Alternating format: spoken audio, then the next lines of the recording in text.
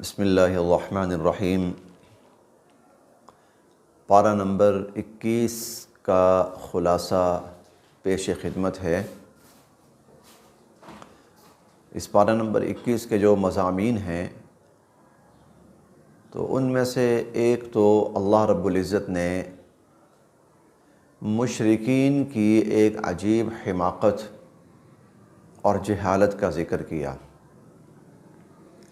اور حماقت اور جہالت یہ تھی کہ جب تک وہ اپنے گھر بار میں ہوتے تھے، اپنے بازاروں میں، میدانوں میں، اور جو انہوں نے اپنی عبادت گاہیں بنا رکھی تھیں ان میں ہوتے تھے، تو پھر تو ان کے معبود وہ مشرکین جو انہوں نے بنائے ہوئے تھے بت وہ ہوتے تھے، اور ان کو پوجتے تھے اور ان کی عبادت کرتے تھے۔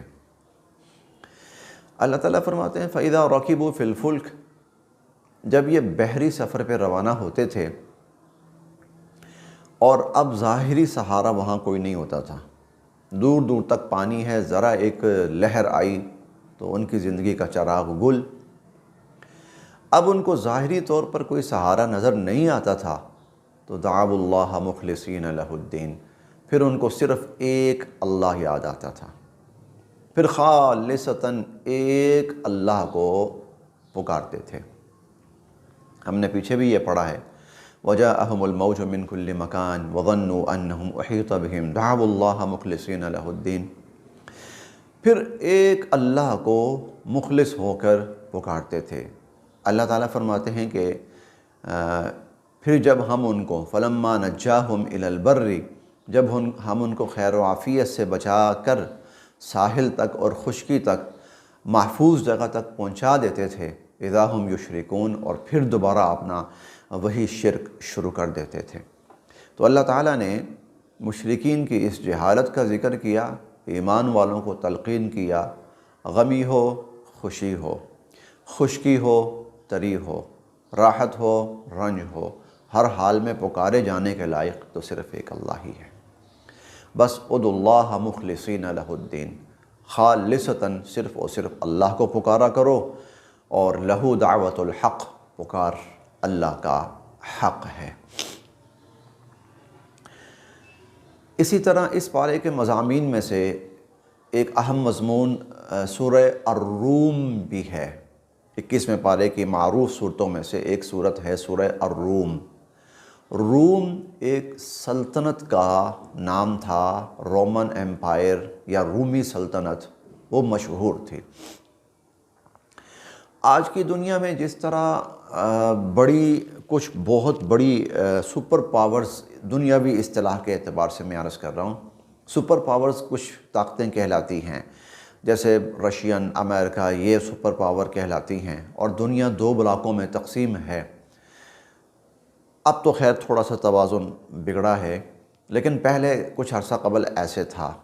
بعین ہی جب حضور علیہ السلام کو اللہ تعالیٰ نے نبوت سے سرفراز فرمایا تو اسی طرح دو بڑی طاقتیں دنیا میں تھیں، ایک ایران، اور ساسانی سلطنت بھی کہتے تھے اور ایرانی سلطنت بھی کہتے تھے، خسرو پرویز جس کا معروف حکمران ہوتا تھا، اور دوسرا رومی سلطنت تھی، روم جس کو آج اٹلی بھی کہا جاتا ہے، اور ہرقل جو ہوتا تھا، قیصر جو ہوتا تھا وہ ان کا معروف حکمران ہوتا تھا۔ تو ان کا قیصر ہوتا تھا اور ایران کا کسریٰ ہوتا تھا۔ قیصر و کسریٰ بڑے معروف ہمارے ہاں اصطلاحات ہیں۔ یہ جو روم تھا یہ عیسائی ریاست تھی، اور ایران جو تھا وہ مشرک ریاست تھی۔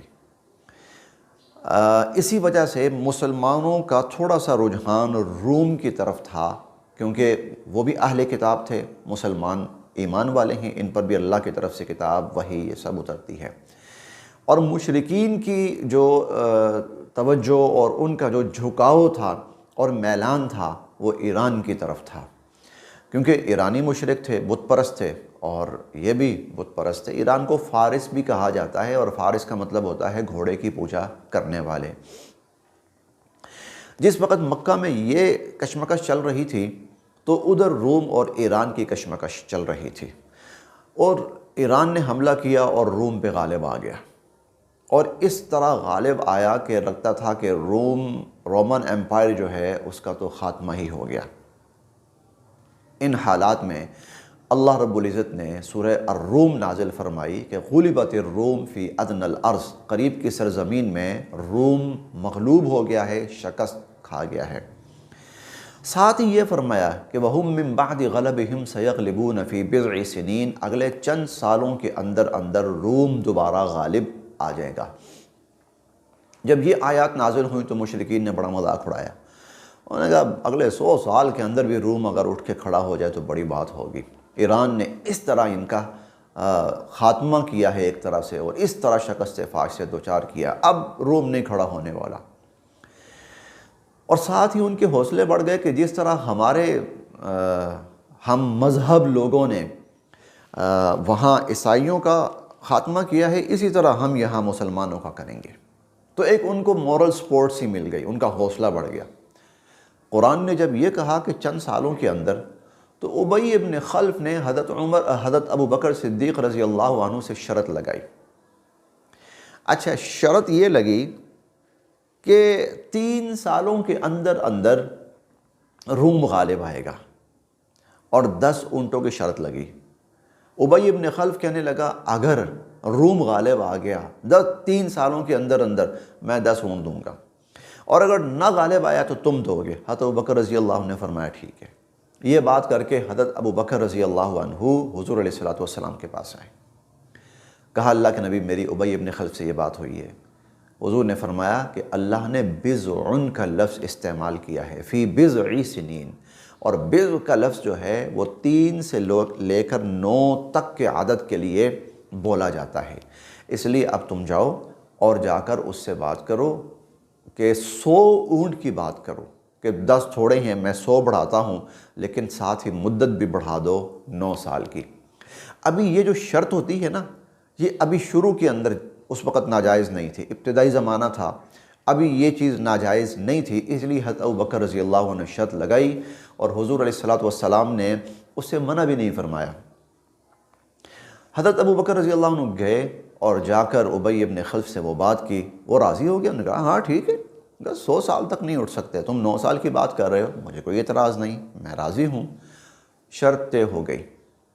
کچھ ہی عرصہ گزرا تھا، ابھی 9 سال بھی نہیں ہوئے تھے، یہ غالباً 5 یا 6 سال کا عرصہ بمشکل گزرا ہوگا کہ رومی سلطنت کھڑی ہوئی، اچھے حکمران ملے، انتقام کی آگ تو پہلے ہی لگی ہوئی تھی، انہوں نے ایران پہ حملہ کیا اور ایران کی اینٹ سے اینٹ بجا کر رکھ دی، اور روم پھر غالب آ گیا۔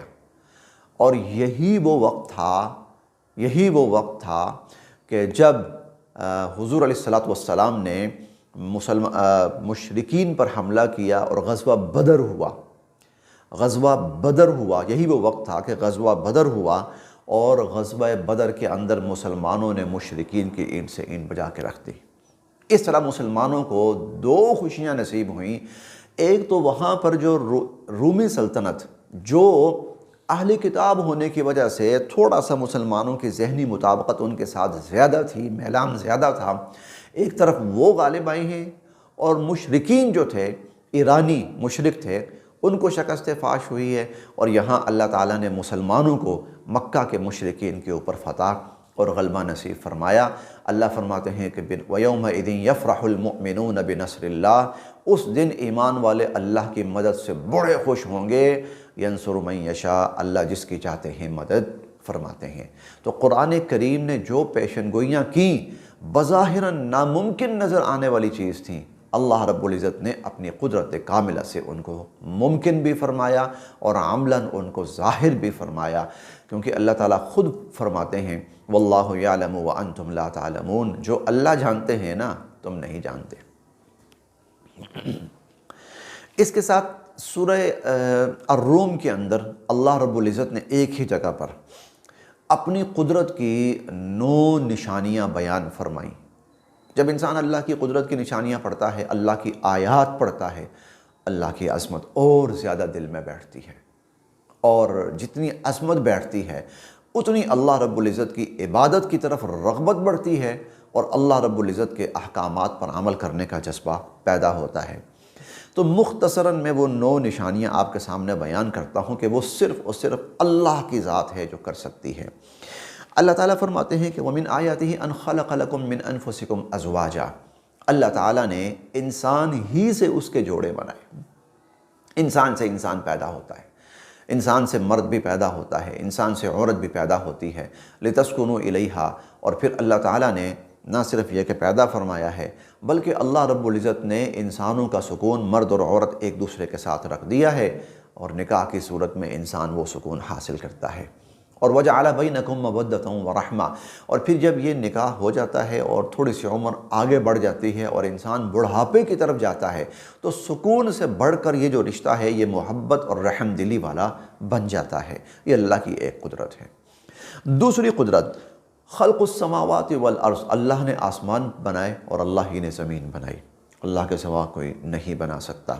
تیسری اللہ کی قدرت کی نشانی اختلاف السنتکم، اللہ تعالیٰ نے مختلف زبانیں رکھی ہیں، دنیا کے اندر بے شمار زبانیں چلی بھی آ رہی ہیں اور چل بھی رہی ہیں۔ یہ اللہ کی قدرت کی نشانی ہے کہ تھوڑے فاصلے کے بعد زبان تبدیل ہو جاتی ہے، تھوڑے فاصلے کے بعد زبان تبدیل ہو جاتی ہے۔ وَأَلْوَانِكُمْ، چوتھی نشانی اللہ کی، اللہ نے لوگوں کی رنگتیں مختلف رکھی ہیں، کوئی سفید فام ہے، کوئی سیاہ فام ہے، کوئی گندمی ہے، اور کوئی سرخ و سفید ہیں۔ یہ اللہ رب العزت کی قدرت ہے کہ اللہ تعالیٰ نے انسانوں کی مختلف رنگتیں رکھی ہیں۔ اور پانچویں اللہ کی قدرت کی نشانی منامکم باللیل، اللہ تعالیٰ نے رات کو انسان کے آرام اور سکون کا اور نیند کا ذریعہ بنایا ہے۔ اور چھٹی اللہ کی صفت یہ ہے کہ وَالنَّهَارِ وَابْتِغَاؤُكُم مِّن فَضْلِهِ، دن کو اللہ تعالیٰ نے انسانوں کے روزگار کے حاصل کرنے کا سبب اور ذریعہ بنایا ہے۔ رات کو چند گھنٹے آدمی سو لے تازہ دم ہو جاتا ہے، فریش ہو جاتا ہے، یہ اللہ کی قدرت ہے۔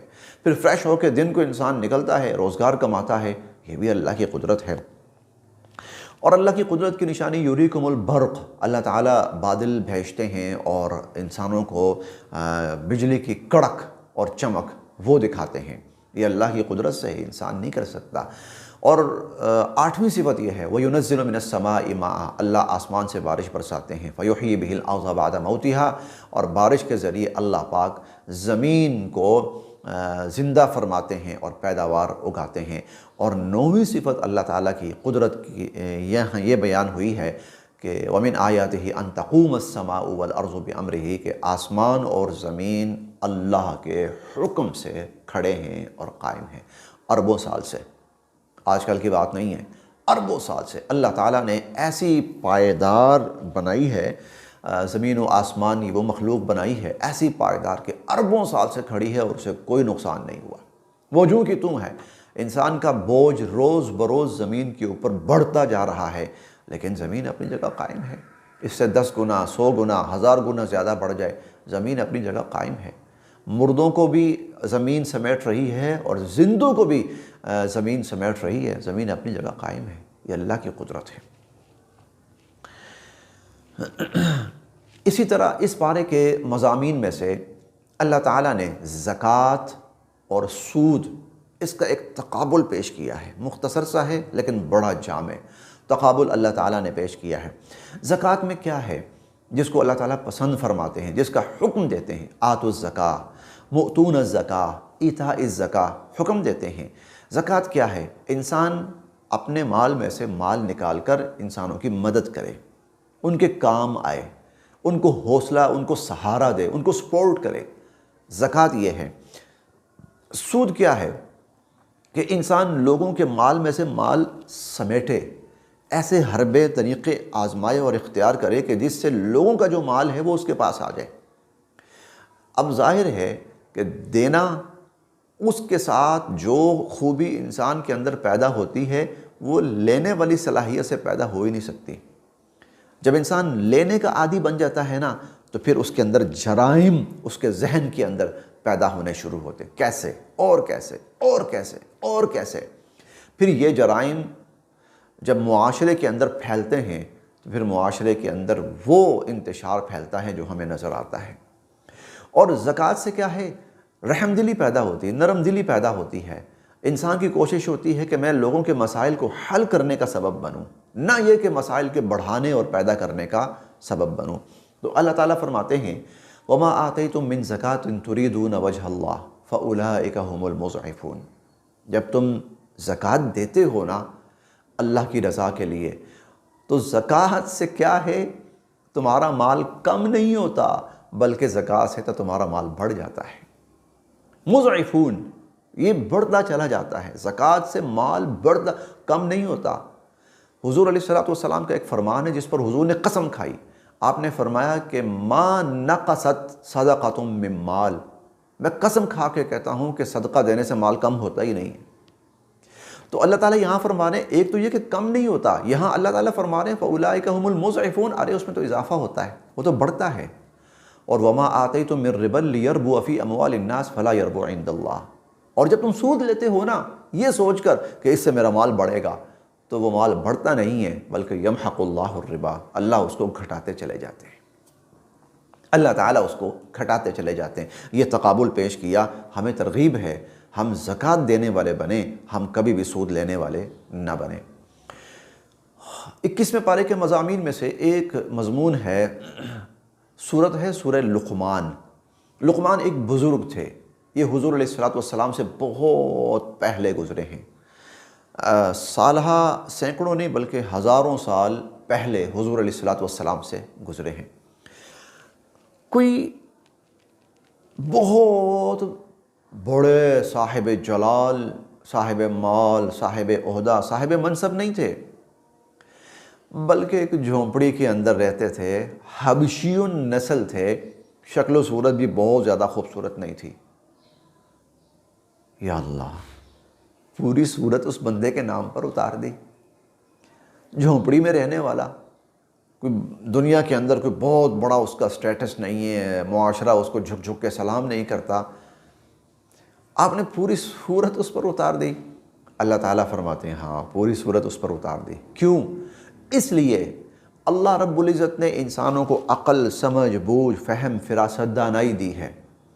جو انسان اس فہم، فراست، عقل، سمجھ، بوجھ، دانائی کو اللہ کی منشا اور مرضی کے مطابق استعمال کرتا ہے، اللہ اس کی عقل، سمجھ، فہم اور دانائی اور عقل مندی میں بے انتہا اضافہ فرماتے ہیں اور برکت نازل فرماتے ہیں۔ لقمان علیہ السلام وہ شخص تھے، اللہ تعالیٰ فرماتے ہیں وَلَقَدْ آتَيْنَا لُقْمَانَ الْحِكْمَةَ، ہم نے ان کو سمجھ، بوجھ، عقل، فہم، فراست، دانائی یہ دی، اور انہوں نے کیا کیا، اس کو اللہ کی مرضی کے مطابق استعمال کیا۔ ہمیں اتنے پسند آئے کہ ہم نے ان کو نہ صرف یہ کہ قبول کیا اپنی بارگاہ میں، بلکہ تمہارے لیے مثال بنا کر قرآن کریم میں نازل کر دیا، تمہارے لیے مثال بنا کر قرآن کریم میں نازل کر دیا کہ اللہ کی نظر کے اندر اچھے انسان، عقل مند انسان، مقبول انسان کیسے ہیں۔ تو انہوں نے اپنے بیٹے کو نصیحتیں کی، 8 کہہ لیں یا 9 کہہ لیں نصیحتیں جو قرآن کریم نے بیان کی، ویسے تو بہت کی، تو یہ 9 نصیحتیں انہوں نے اپنے بیٹے کو کی جو اللہ تعالیٰ نے بیان کی ہیں۔ ہمیں تعلیم یہ ہے، اپنی اولاد کو نیکی کی تلقین کرو، نصیحت کرو۔ جس نے کی ہے مجھے اتنی پسند آئی ہے کہ قرآن کریم میں اس کا نام، اس کے نام پر پوری صورت اور اس کی ساری نصیحتیں بیان کر رہا ہوں۔ پہلی نصیحت یہ تھی یا بنی لا تشرک باللہ، اے بیٹے اللہ کے ساتھ کبھی شرک نہ کرنا، ان الشرک لظلم عظیم، شرک بہت بڑا ظلم ہے، زیادتی ہے، نا انصافی ہے۔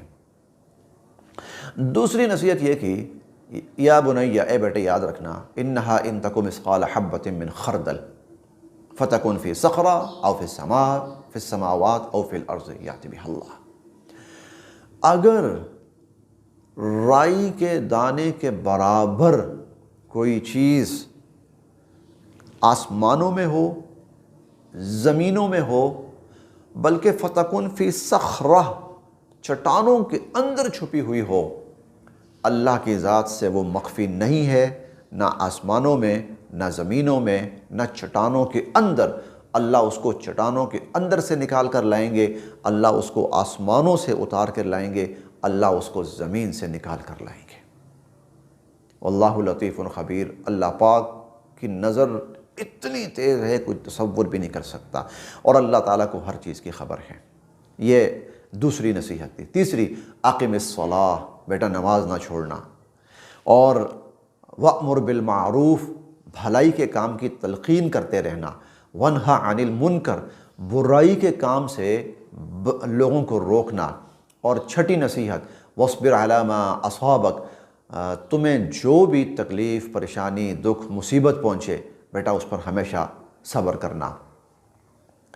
اور 7ویں نصیحت وَلَا تُصَعِّرْ خَدَّكَ لِلنَّاسِ لوگوں سے منہ پھلا کے بات نہیں کرنی، پیشانی پہ بل ڈال کے، منہ پھلا کے، بلکہ لوگوں کے ساتھ اچھے رویے کے ساتھ، خوش اخلاقی کے ساتھ ہنستے ہوئے بات کرنی۔ وَلَا تَمْشِ فِي الْأَرْضِ مَرَحًا 8ویں نصیحت بیٹا زمین میں اکڑ کے نہیں چلنا، إِنَّكَ لَن تَخْرِقَ الْأَرْضَ وَلَن تَبْلُغَ الْجِبَالَ طُولًا اکڑ کے چلنے سے اے انسان نہ تو زمین پھاڑ سکتا ہے اور نہ ہی پہاڑوں سے تیرا سر اونچا ہو سکتا ہے، رہے گا تو وہی 5-5.5 فٹ کا ہی۔ اور 9ویں جو نصیحت انہوں نے اپنے بیٹے کو کی وہ یہ تھی کہ وَغْضُضْ مِن صَوْتِكَ بیٹا جب بھی بات کرو آہستہ آواز سے بات کرنی ہے، چیخ چیخ کر بات نہیں کرنی۔ کیوں؟ إِنَّ أَنْكَرَ الْأَصْوَاتِ لَصَوْتُ الْحَمِيرِ کیونکہ بدترین آوازوں میں سے جو بدترین آواز ہے نا وہ گدھے کی آواز ہے، جو اللہ کو انتہائی ناپسند ہے۔ کیوں؟ وہ چیخ چیخ کر وہ ہنہناتا ہے یا چلاتا ہے، اللہ کو یہ پسند نہیں ہے، آواز پستہ رکھو۔ یہ 9 نصیحتیں حضرت لقمان نے اپنے بیٹے کو فرمائیں۔ یہی نصیحتیں ہم نے یاد رکھنی ہیں، یہی نصیحتیں ہم نے اپنی اولادوں کو کرتے رہنا ہے، کرنا نہیں ہے کرتے رہنا ہے۔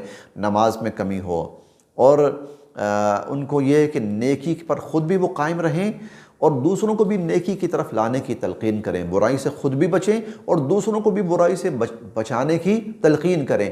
اسلام وہ مذہب نہیں ہے بھائی ہر کسی کا اپنا دین ہے جو مرضی کرے، نہیں بھائی۔ اللہ تعالیٰ ہمیں جہاں اس چیز کا حکم دیتے ہیں کہ خود نیک کام کرو، اللہ ہمیں یہ بھی حکم دیتے ہیں کہ دوسروں کو نیکی کی تلقین کرو۔ وَأْمُرْ بِالْمَعْرُوفِ وَانْهَ عَنِ الْمُنْکَرِ يَأْمُرُونَ بِالْمَعْرُوفِ وَيَنْهَوْنَ عَنِ الْمُنْکَرِ اور نیکی کی تلقین کرنا اور برائی سے روکنا یہ ایمان والوں کی صفات میں سے بڑی صفت ہے۔ بات کرنی ہے گھروں کے اندر چیخ چیخ کر نہیں، اپنے بچوں کو یہ تلقین کرنی ہے بیٹا آہستہ آواز سے، خود بھی اور ان کو بھی تلقین کرنی ہے۔ انسانیت میں سے جس سے بھی بات کرنی ہے خوش اخلاقی کے ساتھ، مسکراہٹ کے ساتھ، منہ پھلا کر، چہرے پہ 12 بجا کر کسی سے بات نہیں کرنی، اللہ کو یہ پسند نہیں ہے۔ 30ویں پارے میں سورہ عبس میں اس کی تھوڑی سی اور تفصیل ہم انشاءاللہ پڑھیں گے۔ اور اسی طرح اکڑ کے چلنا اللہ کو پسند نہیں ہے۔ آج کل یہ جو ہمیں ایک شیطانی راستہ دکھا دیا گیا ہے نا، ایٹیچیوڈ اور سٹائل، یہ وہ چیز ہے جس کو نبیوں نے اور اللہ کے ولیوں نے اور اللہ کے نیک بندوں نے اپنی اولادوں کو تلقین کی ہے کہ خبردار یہ اکڑ اکڑ کر نہیں چلنا، یہ ایٹیچیوڈ دکھانا، یہ سٹائل دکھانا یہ اللہ کو قطعاً پسند نہیں ہے۔ مضامین تو یقیناً بہت زیادہ ہیں، اختصار کے پیش نظر اسی پر اکتفا کیا جاتا ہے۔ اللہ تعالی ہم سب کے لیے عمل کی راہیں آسان فرمائے۔